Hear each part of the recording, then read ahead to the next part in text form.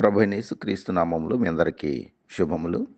ఎపిఫానియా తరువాతి 3వ ఆదివారం కొరకు ఏర్పాటు చేయబడిన పాఠ్యభాగంలో రోమాపత్రిక 12వ అధ్యాయం 16 నుండి 21 వచనాలు, మత్తయి సువార్త 8వ అధ్యాయం 1 నుండి 13 వచనాలు.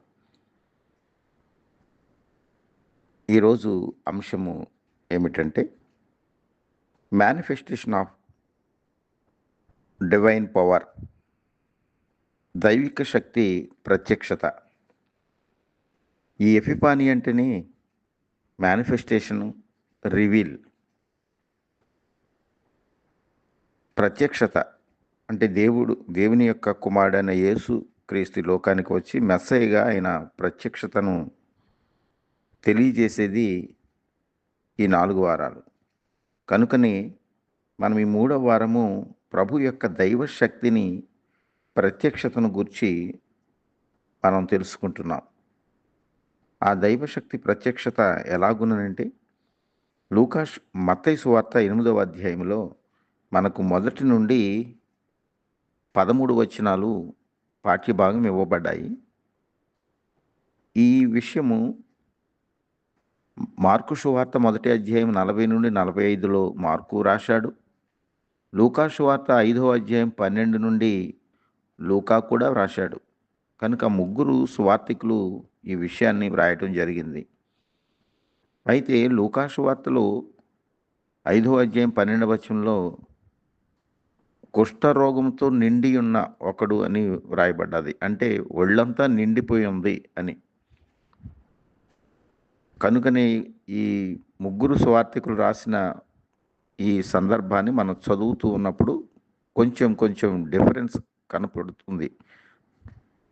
ప్రియులారా, అందుకే ఈ రోజున మనము ఈ వాక్య భాగాన్ని, ఈ విషయాన్ని, ప్రభు యొక్క శక్తిని, దైవశక్తిని ఎలా ప్రత్యక్షీకరణ చేశాడో మనం కనుక్కుంటాం. ఇక్కడ ప్రభు కొండ మీద ప్రసంగం చేశాడు. ఈ 5వ అధ్యాయం నుంచి 7వ అధ్యాయం వరకు ఆయన ప్రసంగించిన మాటలు, ఆయన ఎలాంటి వారు ధన్యులో, ఇవన్నీ కూడా ప్రభు చక్కగా వివరించాడు, బోధించాడు ప్రజలకు. బోధించగానే అందరము, ప్రతి ఒక్కరు బోధించడం ఈజీయే, వినడం కూడా ఈజీయే. బోధించినప్పుడు ఆ బోధన ప్రకారముగా, బోధించిన దాని ప్రకారంగా మనం జీవించడమే నిజమైన క్రైస్తవ్యం. అందుకే ప్రభువారు బోధించి కొండ దిగి వచ్చుచుండగానే వచ్చినప్పుడు ఇప్పుడు కుష్ఠరోగి ఆయనకు ఎదురు వచ్చి మొరొక్కాడు. 2 విషయాలు ఇక్కడ మనకు ఈరోజు ప్రభు దైవశక్తి ప్రత్యక్షతను తెలియజేస్తున్నది. 1 కుష్ఠరోగి, 2 శతాధిపతి. కపెర్నహూములో ప్రవేశించినప్పుడు శతాధిపతి వచ్చాడు. కొండ దిగి వచ్చుచున్నప్పుడు కుష్ఠరోగి వచ్చాడు.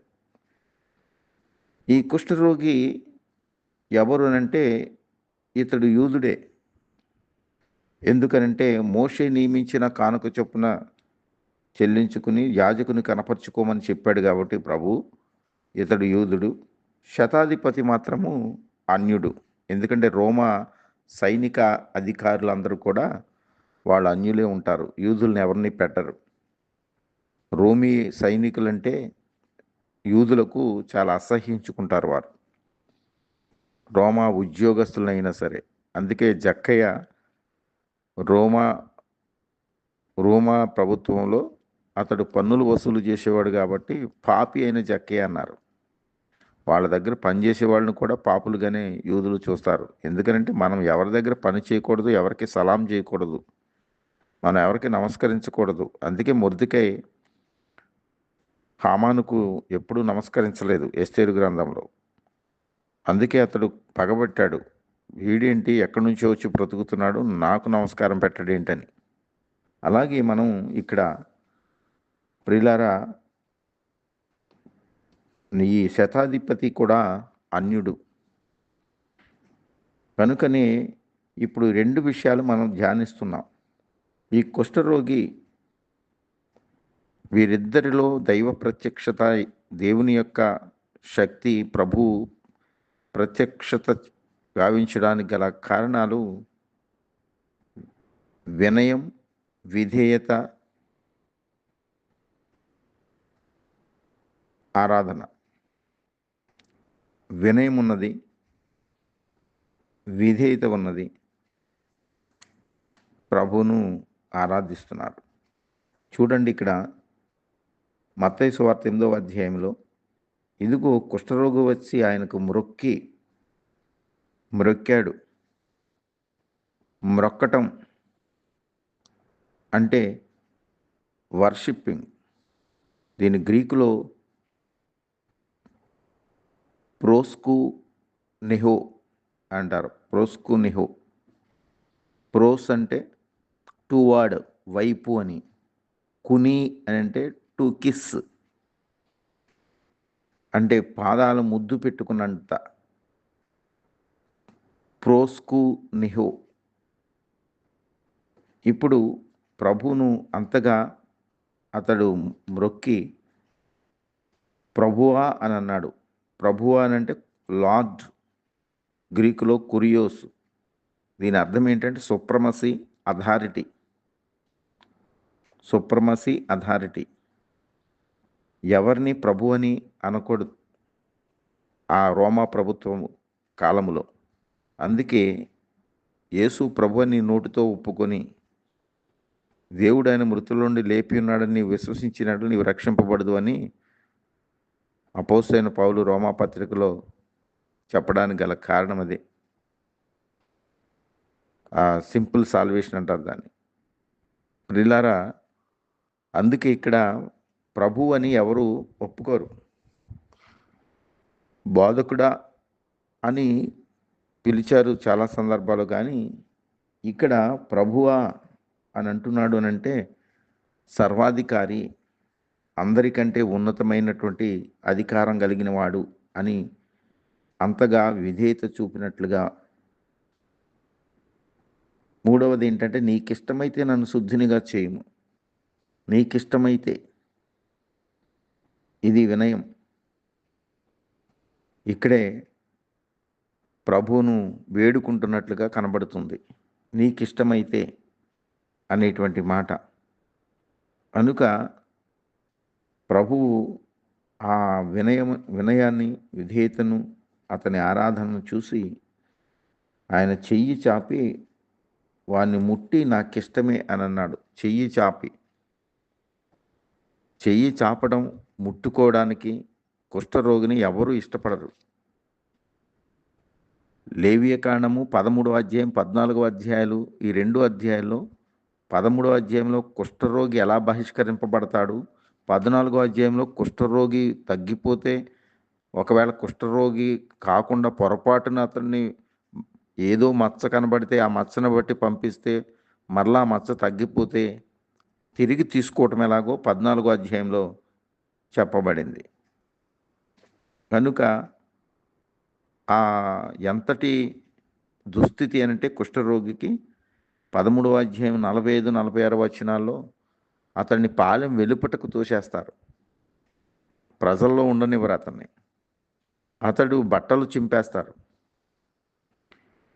పై పెదవి కప్పుకొని క్రింది పెదవి తగలకుండా పై పెదవి పట్టుకొని నేను అపవిత్రుడను అని చెప్పాలి. అంటే నేను వస్తున్నాను అని తప్పుకోండి అని అర్థం అన్నమాట. ఆ ప్రత్యేకమైనటువంటి అపవిత్రుడని అనేటువంటి మాట పై పెదవి పైన పెడితే ఎంత యాసగా ఉంటుందో, ఆ మాటను, స్వరాన్ని విని బాబు కుష్ఠరోగి వస్తున్నాడు, ఇక్కడ ఎక్కడో ఉన్నాడని అందరూ పరుగులు పెడతారన్నమాట. అందుకే ఆ సింబాలిక్గా అలా పెట్టారు. ఈనాటి దినాల్లో కూడా, పూర్వ దినాల్లో కూడా కుష్ఠరోగులు మువ్వలు, డ్రమ్ము పట్టుకుని వచ్చేవారు అడుక్కోవడానికి. అంటే మేము కుష్ఠరోగులు వస్తాం, తప్పుకోండి, మమ్మల్ని టచ్ చేయకూడదు మీరని. వాళ్ళు తెలియచేయడానికి, వాళ్ళ యొక్క ఉనికిని తెలియచేయడానికి మొవ్వలు వాయించుకుంటూ, డ్రమ్ము వాయించుకుంటూ వచ్చేవారు. అలా వాయించుకుని రావాలి తప్ప ఒంటరిగా వాళ్ళు సైలెంట్‌గా రాకూడదు, ఎవరిని అంటకూడదని. అలాంటి పరిస్థితి అప్పటికి ఇప్పటికి కూడా ఉన్నది. కనుక దేవుడు అద్భుతంగా వాళ్ళు ప్రభువు యొక్క పాటలు పాడుతూ సువార్త చేస్తూ ఉన్నారు ఈనాడు. కనుక ఈ కుష్ఠరోగి అంత దుస్థితి సమాజంలో ఎవరు బాగు చేయలేరు. ఎందుకనంటే అది అసాధ్యమైనటువంటి చర్య. నయమాను విషయంలో యెహోరాము సిరియా సైన్యాధ్యక్షుడైన నయమానును సిరియా రాజు పంపించినప్పుడు, తాకీదు పెట్టి పంపించినప్పుడు, యెహోరాము రాజుగా ఉన్నప్పుడు రాజుల 2వ గ్రంథంలో 5వ అధ్యాయం మొదటి నుండి మనం చూస్తే అక్కడ యెహోరాము బట్టలు చింపుకుంటాడు. నేను దేవుణ్ణా? నేను కుష్ఠరోగం బాగు చేయగలనా నేను అని. ఆ బట్టలు చింపుకోవడం విషయం ఎలీషాకి తెలిసి, ఎందుకు బట్టలు చింపుకున్నావు, నా దగ్గరకు పంపించు అంటాడు. అదంతా వేరొక ఆ చరిత్ర కాబట్టి మనం అంటే అసాధ్యమైనది బట్టలు చింపుకున్నాడు అంటే రాజు అసాధ్యమైనది అనమాట. అందుకే ఇట్టి అసాధ్యమైనది అలాగే అంటరానిది అసలు ఎవరు కూడా దగ్గరికి రాకూడదు. యూదుల చట్ట ప్రకారంగా కుష్ఠరోగికి 6 అడుగులు అంటే 2 మీటర్లు వెడంగా ఉండాలి. ఒకవేళ గాలి అతని మీద నుంచి గాలి వీస్తే 150 మీటర్లు దూరంగా ఉండాలి అతను. 150 అడుగులు అంటే 45 మీటర్లు, 150 అడుగులు దూరంగా ఉండాలి గాలి వీచే పైనుంటే కనుక అతడు. కాబట్టి ఎంత అసాధ్యమో ఈ రాజుల 2వ గ్రంథంలో 5వ అధ్యాయం 7వ వచనంలో యెహోరాము బట్టలు చింపుకునే పరిస్థితి మనం గమనించాలి. కనుక ప్రియులారా, ఆ రీతిగా కుష్ఠరోగిని ఎవరు ముట్టుకోరు. కానీ ప్రభువు పైన బోధించి ఎన్నో సంగతులను చెప్పి క్రిందకి రాగానే ఆయన బోధలు విన్నటువంటి వారు, ప్రభువును నమ్మినటువంటి వారు కాచుకుని ఉన్నారు. కానీ ఒక్కడే వచ్చాడు. నీకిష్టమైతే అని బ్రతిమలాడుతున్నాడు. నాకిష్టమే, నువ్వు శుద్ధుడు కమ్ము. వాడు అడిగింది ఏంటంటే నన్ను స్వస్థపరిచనలా, నన్ను శుద్ధుణ్ణి చెయ్యి అని అన్నాడు. శుద్ధుణ్ణి చెయ్యి. వాడు కోరినటువంటిది ఏంటంటే శుద్ధుణ్ణి చెయ్యి. అంటే కెథోరోస్ అని అంటారు. కెథోరోస్ అని అంటే ప్యూర్ క్లీన్ అని అర్థం. ప్యూర్ క్లీన్, హీబ్రూలో జాకా అంటారు. ప్యూర్ క్లీన్ అంటే వెళ్ళి ఆ మచ్చలేమీ కనపడకోకుండా ఉండటం అనమాట. అంతటి పవిత్రమైనటువంటి రిచువల్ ప్యూరిటీ అంటారు దీన్ని. రిచువల్ ప్యూరిటీ, ఆ మత సంబంధమైనటువంటి శుద్ధీకరణ, అది నాకు కావాలి అని అడిగాడు. ఎందుకంటే మళ్ళీ నేను వెళ్ళి సమాజంలో ఉండాలి అని. ప్రియులారా, ఎవరైనా సరే సమాజంలో ఉండాలి. ప్రతి మనిషి కూడా సమాజంతోనే మనం అనుబంధాలు కలిగి ఉంటాం. సమాజానికి వెలుపట ఒంటరిగా ఎవరు ఉండలేరు. అందుకే కుటుంబాన్ని, ఊరిని విడిచి వచ్చి చాలా కాలం అయి ఉంటుంది. వాడు ఒళ్ళంతా పాకేసిందంటే ఎంతకాలం నుంచి ఉన్నాడో. లూకాసువార్త 5వ అధ్యాయం 12వ వచనంలో నిండి ఉన్నది అని అన్నాడు. నిండి అని అంటే గ్రీకులో ప్లెరెస్ అని అంటే ఫుల్ఫిల్గా బాడీ అంతా కుష్ఠరోగం వచ్చేసింది. ప్లెరెస్ అంటే కనుక ఆ రీతిగా ఇతడు అంతటి కుష్టుతో నిండుకొని ఉన్నటువంటి వ్యక్తిని ప్రభు వచ్చి ముట్టడం నాకు ఇష్టమైన ముట్టాడు ప్రభు. ఎంత గొప్ప దేవుడు! ఆ కాలంలో భయపడేటువంటి ప్రజలు ఉండగా దూరంగా పెట్టేటువంటి సమాజంలో దూరంగా ఉన్నటువంటి వ్యక్తులను ప్రభు దగ్గరకు వెళ్ళి ముట్టాడు. అది ఈ ప్రపంచానికి దగ్గరగా వచ్చాడు యేసుక్రీస్తు ప్రభువారు. పరలోకం నుండి దిగి వచ్చాడు పాపుల కొరకు. అందుకే ఆయన దూరంగా ఉండేవాడు కాదు, దగ్గరగా ఉండేవాడు. అందుకే ఎమ్మానుయేలు అని అన్నారు. ఆయన పేరును ముందుగానే ఇమ్మానుయేలు అనే మాటకు దేవుడు మనకు తోడని అర్థము. కనుక ప్రియులారా, ఆ రీతిగా ఈ ఇమ్మానుయేలు దేవుడు దగ్గరకు వచ్చి ముట్టి అతన్ని శుద్ధుడు కమ్ము అని చెప్పాడు. అప్పుడు అతడు శుద్ధుడయ్యాడు. యేసు ఈ విషయం ఎవరితో చెప్పొద్దు నువ్వు అని చెప్పారు. ఎందుకంటే ఇక ప్రతి కుష్ఠరోగి అందరూ వస్తూ ఉంటారు. సువార్త వెనకబడిపోతుంది. ఈరోజు సువార్తను ప్రక్కన పెట్టి వెనక్కి వేసి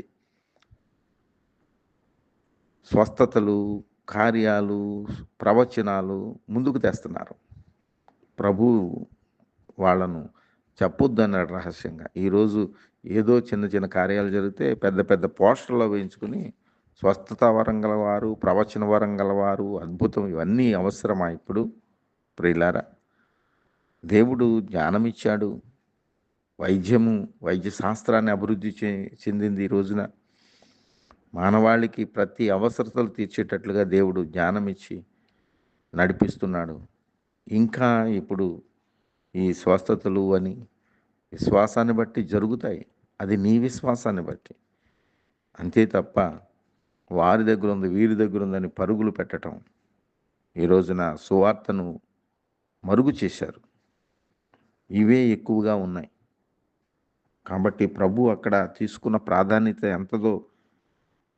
ఎంత గొప్పదో చూడండి. ఎవరితో చెప్పొద్దు నువ్వని చెప్పాడు. సాక్షార్థమై నువ్వు వెళ్ళి యాజకునికి కనబరుచుకో, యాజకునికి కనబరుచుకో.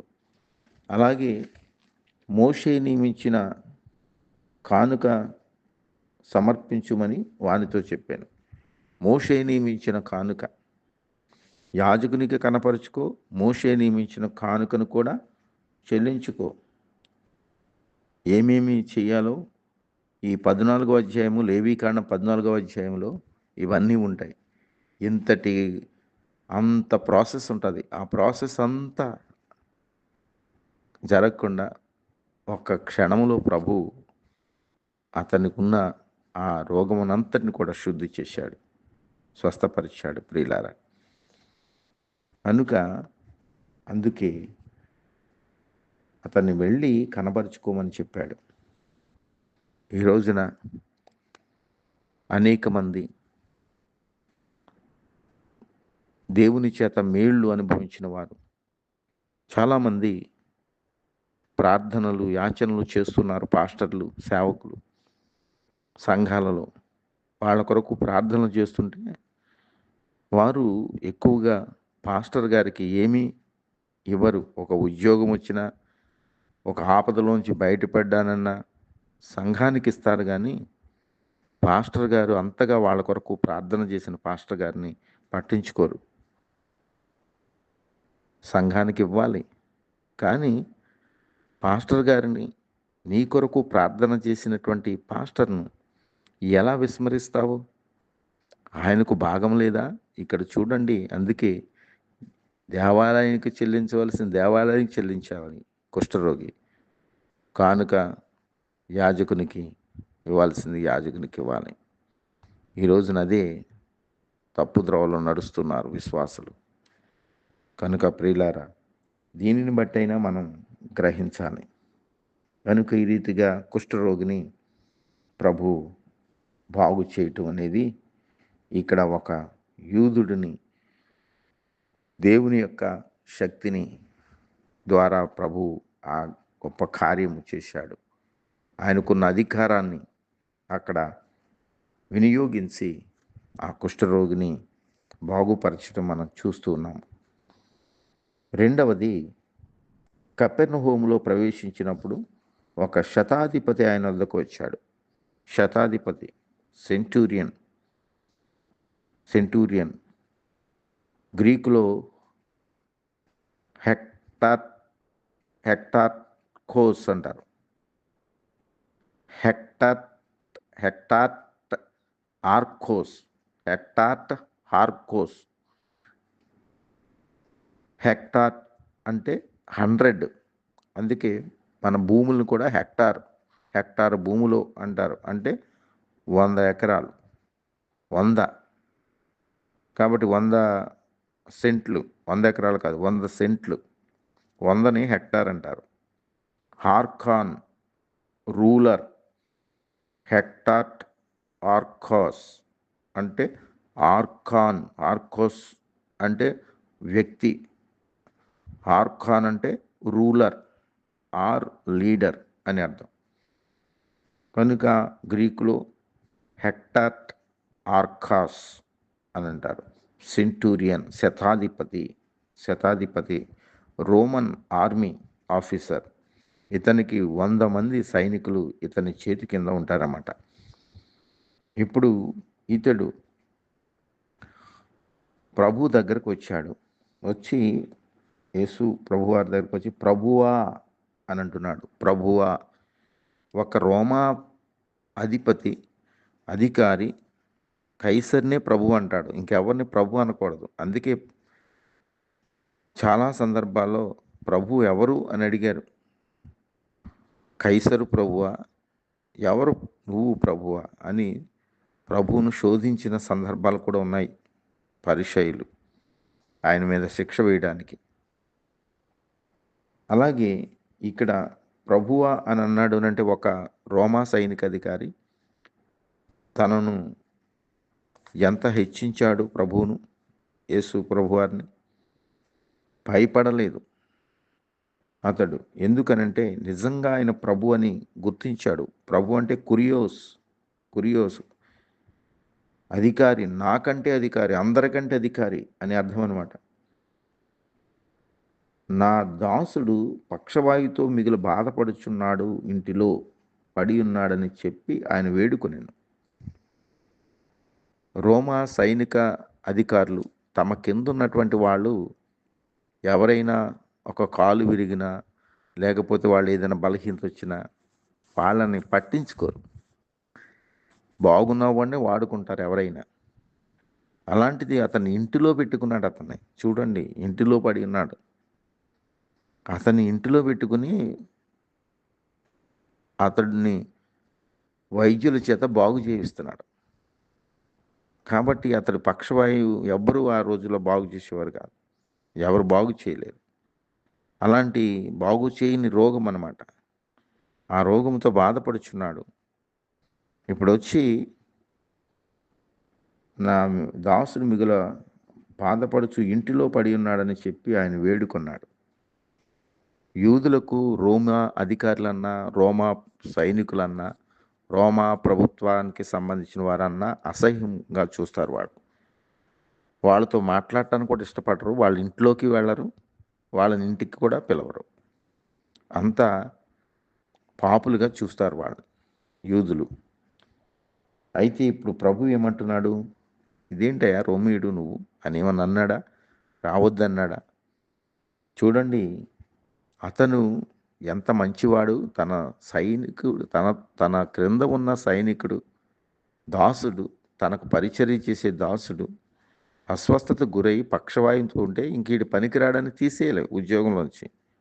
కానీ ఎంత కనికరం కలిగిన వాడు, ఎంత కృతజ్ఞత కలిగిన వాడో ఇక్కడ అర్థమవుతుంది అనమాట. అందుకే అతని మంచితనాన్ని బట్టి ఇప్పుడు ప్రభు చెబుతున్నాడు, నేను వస్తాను, వచ్చి వాని స్వస్థపరిచేదనని అని చెప్పగా ఆ శతాధిపతి, ప్రభువా, నీవు నా ఇంటిలోనికి వచ్చుటకు నేను పాత్రుడును కాను. ఇదే, ఇంటిలోకి రావడానికి నేను పాత్రుని కాదు అంటే యూదులు వాళ్ళ ఇళ్లలోకి వెళ్ళరు. అందుకే అంత గొప్పవాడిని కాదు, నువ్వు యూదుడు కాబట్టి నా ఇంటికి రావక్కర్లా. వచ్చినా నువ్వు చాలా చిన్నబుచ్చుకోవాల్సిన పరిస్థితి వస్తుంది నీ సమాజంలో. కాబట్టి నువ్వు మాట మాత్రం సెలవియ్యి అంటున్నాడు. మాట మాత్రము సెలవియ్యి. చూడండి, మాట అని అంటే లోగో అని. గ్రీకులో లోగో అంటే అధికారంతో కూడిన ఆజ్ఞ, శాసనం. శతాధిపతి భావనలో ఉద్దేశం ఏంటంటే ఈయన దైవికమైన అధికారం కలిగిన ప్రభువు అని. అందుకే ఈయన ఆజ్ఞ ఎంత గొప్పది అని అంటే ఆయన ఏమంటే అది జరుగుతుందని. దానికి అతడు తనను అన్వయించుకుని ఒక మాట చెప్తున్నాడు ఇక్కడ. ఎందుకంటే నేను కూడా అధికారం అంటే నాకేంటో తెలుసు. అధికారానికి లోబడిన వాడను. నా చేతి క్రింద సైనికులున్నారు. నేను ఒకని పొమ్మంటే పోను, ఒకని రమ్మంటే వచ్చును. నా దాసుని ఈ పని చేయమంటే చేయను అని ఉత్తరం ఇచ్చాను. అంటే అధికారం అంటే ఈ లోకపు అధికారానికే ఇంత విలువ ఉన్నప్పుడు నీవు దైవిక అధికారం కలిగినటువంటి వాడవు ప్రభు. నీవు ఏదైతే అది పొమ్మంటే పోతుంది రోగం. నీ మాట మాత్రం సెలవిస్తే చాలు. నేను శతాధిపతిని అయ్యుండి నేను ఒక మాట సెలవిస్తే వాడు పొమ్మంటే పోతాడు, రమ్మంటే వస్తాడు, ఆగమంటే ఆగుతాడు, ఈ పని చేయంటే చేస్తాడు. నా మాటకే అంత విలువిస్తారే ఈ లోక సంబంధమైన ఒక అధికారానికి. మరి నీవు అంటే ఎంత గ్రహించాడు ప్రభు యొక్క శక్తిని. అందుకే నీవు అట్టి అధికారంతో కూడిన నీ ఆజ్ఞ శాసనం నాకు తెలుసు. ఓ మాట మాత్రం చెప్పు, నువ్వు సరిపోతుంది. సెలవిమ్మంటున్నాడు. దాన్ని లోగో అని అన్నారు. క్రొత్త నిబంధనలో ప్రభు మాటను లోగో అని ఉపయోగించుకున్నారు. యోహాను కూడా ఆది యందు వాక్యం ఉండెను, వాక్యము దేవుడైండెను, వాక్యము దేవుని యొద్ద, ఆ వాక్యమే కృపా సత్య సంపూర్ణ మన మధ్య నివసించనని ఈ మాటల దగ్గర లోగో అని గ్రీకు పదం అన్వయించడం జరిగింది.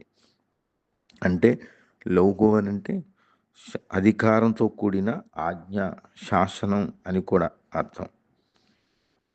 కనుక ప్రియులారా, అందుకే ఈ శతాధిపతి తన దాసుడు స్వస్థపడతాడని ఆజ్ఞ ఇమ్మన్నాడు. అందుకే ప్రభువు అతని విశ్వాసాన్ని చూసి, అంటే నా ఆజ్ఞకు నా మాటకి ఎంత శక్తి ఉందని ఇంతవరకు ఎవ్వరూ గ్రహించలేదు అని ఆశ్చర్యపోయాడు. ప్రభువేమో లోకాన్ని ఆశ్చర్యపరిస్తే ప్రభువును ఆశ్చర్యపరిచిన వాడు ఈ శతాధిపతి. చాలా గొప్ప సంగతి ఇది. ప్రభు ఆశ్చర్యపోయాడు అది ఇతని విశ్వాసాన్ని చూసి. కనుక అట్టి విశ్వాసాన్ని చూసి ఇతని యొక్క విశ్వాసాన్ని చూసి ప్రభు ఆశ్చర్యపోయాడు. ఆశ్చర్యపోయి ప్రభువు మాట్లాడుతున్నాడు. నేను ఇంతటి విశ్వాసాన్ని ఇశ్రాయేల్ అయినా నేను చూడలేదు. గ్రేట్, గొప్పదనమాట. గొప్పది. తౌమాజో అంటారు. తౌమాజో, వండర్, అమేజింగ్, మార్వలస్. ఇంత గొప్ప విశ్వాసాన్ని నేను చూడలేదు అని ప్రభు అన్యుడైనటువంటి వ్యక్తిలో, రోమా ప్రభుత్వంలో పనిచేసే అధికారిలో నా విషయంలో ఎంత విశ్వాసమా అని ప్రభు ఆశ్చర్యపోయాడు. ఆశ్చర్యపోయి ప్రభు అక్కడ వారితో చెబుతున్నాడు అన్నమాట. నేను ఇశ్రాయేల్ ఎంత విశ్వాసం చూడలేదు అని చెబుతూ ప్రభువారు ఏమంటున్నారంటే, అనేకులు తూర్పు నుండి పడమటి నుండి వచ్చి అబ్రహాముతోనూ కూడాను, ఇస్సాకుతో కూడాను, యాకోబుతో కూడాను పరలోక రాజ్యమందు కూర్చుందురు. చాలామంది వస్తారు. అనేక యూదులలో అనేక వంశాలకు చెందిన తెగలకు చెందిన వారందరూ వస్తారు. కానీ రాజ్య సంబంధులు వెలుపట చీకటిలోకి త్రోయబడదురు. రాజ్య సంబంధులు అనంటే రాజ్యకుమారులు, అంటే ఈ లోకపు రాజ్య కుమారులు, ఈ లోకపు రాజ్య సంబంధమైనటువంటి కుమారులు అని అర్థం అన్నమాట. అందుకే ఈ లోక సంబంధమైనటువంటి వాళ్ళు ఎవరు కూడా పరలోక రాజ్యంలోకి రాలేరు. అబ్రహాముని బట్టి, ఇస్సాకుని బట్టి, యాకోబుని బట్టి వాళ్ళు వస్తారు. కానీ ఈ లోకపు సంబంధమైనటువంటి అధికారాలను కలిగినటువంటి వారు దేవుని అధికారాన్ని ధిక్కరిస్తారు వాళ్ళు. అందుకే యూదుల్లో కూడా అనేక మంది దైవిక అధికారాన్ని ధిక్కరించారు, దైవిక శక్తిని అవమానించారు, ప్రభువును అవమానించారు. కనుక ఇట్లాంటి వారు రారు. వాళ్ళు వెలుపట వాళ్ళు త్రోయబడతారు చీకటిలోనికి. అని ప్రభువు చెప్పి అక్కడ ఏడుపును పండ్లు కొరుకుటై ఉండును అని చెప్తున్నాడు. అంతటా యేసు ఇక వెళ్ళుము అని అప్పుడు శతాధిపతితో చెప్పాడు. నీవు విశ్వసించిన ప్రకారం నీకు అవునుగాక అని శతాధిపతితో చెప్పాడు. ఆ గడియలోనే ఆ దాసుడు స్వస్థపడెను. స్వస్థత అవోమై అవోమై నయం, పునరుద్ధరణ. గ్రీకు పదంలో అవోమై అంటే నయం, పునరుద్ధరణ, మళ్ళా తిరిగి యథాప్రకారంగా ఉండటం అన్నమాట. అట్టి స్వస్థతను ప్రభు అతనికి ఇచ్చాడు, మాట మాత్రం సెలవిచ్చి. అదే గడియలో అతని దాసుడు స్వస్థపడటం చూశాడు. వెళ్ళి శతాధిపతి కనుగొన్నట్లుగా మనం చూస్తాం. ప్రియులారా, ఈ వాక్య భాగంను బట్టి అన్యులకు దైవశక్తిని కనపరిచాడు దేవుడు. ప్రభు యూదులకు కూడా ప్రభు కనబరిచాడు, తన శక్తిని ప్రత్యక్షీకరణ చేశాడు.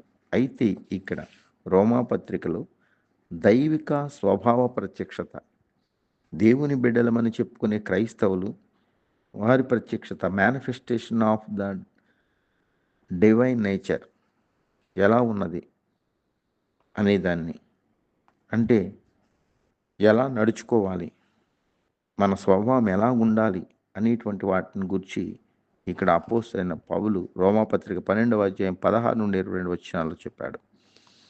వ్యతిరేక దృక్పథాన్ని అనుకూల దృక్పథంగా మార్చుకోవాలి.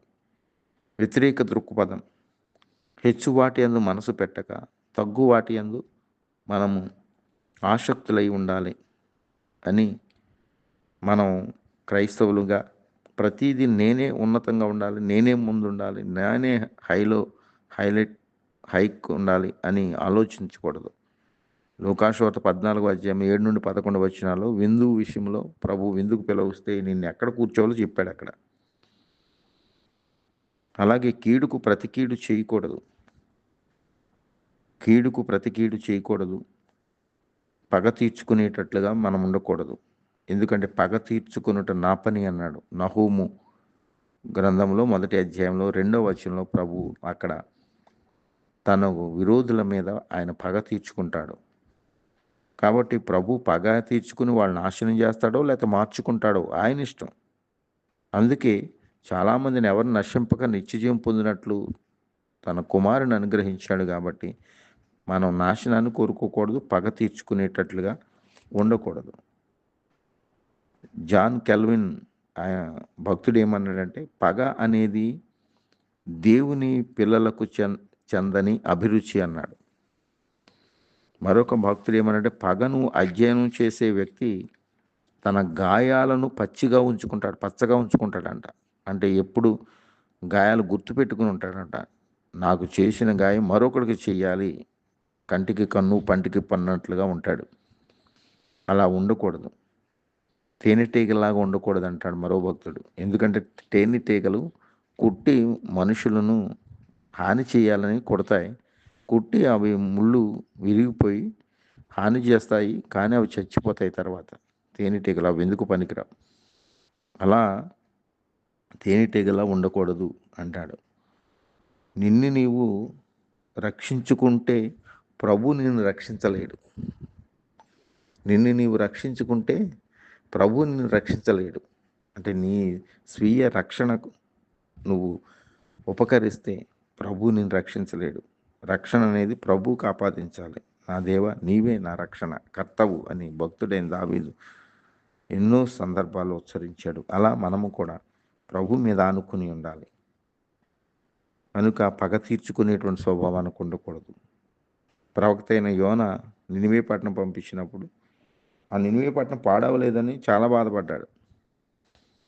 కానీ ప్రభు మనసు మార్చుకున్నాడు. దేవుడు వాళ్ళందరినీ రక్షించాడు.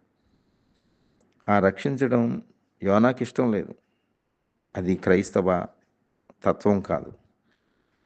ప్రతి ఒక్కరూ నశింపక నిత్యజీవం పొందాలని మనం సాహసించాలి, ప్రయత్నించాలి, సహకరించాలి. అంతేగాని ఎవరి నాశనాన్ని మనం కోరుకోకూడదు. అందుకే శత్రువును మిత్రునిగా చేసుకోవాలి. శత్రువుల విషయంలో. అలా చేస్తే అతడు ఆకలిగొంటే ఆహారం పెట్టు. అతనికి అవసరతలో నువ్వు అవసరం తీర్చగలిగితే శత్రువుకి, అతనిలో శత్రుత్వాన్ని చంపేయొచ్చనమాట. శత్రువుని చంపడం గొప్ప కాదు. శత్రుత్వాన్ని చంపాలి. అదే ప్రభువు ఇక్కడ చెప్పింది. అలా చేస్తే అతని తల మీద నిప్పులు కుప్పగా పోసినవాడవుతూ ఉంటాడు. ప్రాచీన ఈజిప్టియన్ల సంస్కృతిలో దోషి తన దోషాన్ని, తప్పును ఒప్పుకున్నప్పుడు అతని నెత్తి మీద కుంపటి పెడతారన్నమాట. బొగ్గులు వేసి కాలే బొగ్గులు వేసి నెత్తి మీద కుంపటి పెట్టి ఆ కుంపటి పట్టుకుని ఇంత దూరం నడవాలని చెప్పి శిక్ష అది ఆ రోజుల్లో. అలా నెత్తి మీద అది బర్నింగ్ నొప్పి, ఆ కాలుతున్న నొప్పి అతని అపరాధం యొక్క నొప్పిని గుర్తు చేస్తుందని ఆ శిక్ష పెడతారు. దానిని ఇక్కడ పౌలు గారు తీసుకుని ఇక్కడ చెప్తున్నాడనమాట. అతన్ని అంటే అతని యొక్క దోషాన్ని నువ్వు పరిహరించిన వాడవుతావని. అంటే క్షమించగలిగితే, అతని ప్రతి కీడు చేయకోకుండా నువ్వు ఉంటే. కనుక కీడు వలన జయింపబడక మేలు చేత కీడును జయించు అంటున్నాడు. జయము అనేది నీకు కావాలి, కానీ కీడు వలన నువ్వు జయించబడకూడదు. నువ్వే మేలు చేస్తే నువ్వు కీడును జయించినట్లే అంటున్నాడు పౌలు గారు. కాబట్టి జయించడం అనేది ఓవర్కమ్. గ్రీకులో నికో నిఖా అంటారు. ఆ నిఖా నుండే నైక్ అని వచ్చింది. నైక్ మన షూస్ మీద అట్ల మీద రైట్ మార్క్ పెట్టి నైక్ అంటారు. నైక్ అంటే విక్టరీ, కాంకెస్ట్ అని అర్థం అనమాట. To gain victory, nikah. కనుక జయ జీవితాన్ని మనం కలిగి ఉండాలి అని అంటే క్రైస్తవ స్వభావాన్ని మనం ప్రతికూల దృక్పథానికి మనము అనుకూల దృక్పథంగా మార్చుకోవాలి. ప్రభువు ఈ లోకంలో జీవిస్తుండగా ఆయన తన ప్రతికూల పరిస్థితులన్నీ అనుకూల పరిస్థితులుగా మార్చుకుని ఆయన సువార్తను ప్రకటించాడు. అలాగే భక్తులైన వారు కూడా అలాగే ఉన్నారు. ప్రతికూల పరిస్థితులను అలాగే మనము కూడా, ఈ లోకము మనకు ప్రతికూలంగా ఉంటుంది. ప్రతికూల దృక్పథంలోనే మనం చూస్తారు. అందుకే ఆ ప్రతికూల దృక్పథాన్ని మనం అనుకూల దృక్పథంగా మార్చుకొని మనం మన స్వభావాన్ని బట్టి ఈ లోక తత్వాన్ని జయించగలగాలి. అట్టి జయ జీవితాన్ని పరిశుద్ధాత్మ దేవుడు మనకు అనుగ్రహించి నడిపించును గాక. ఆమేన్.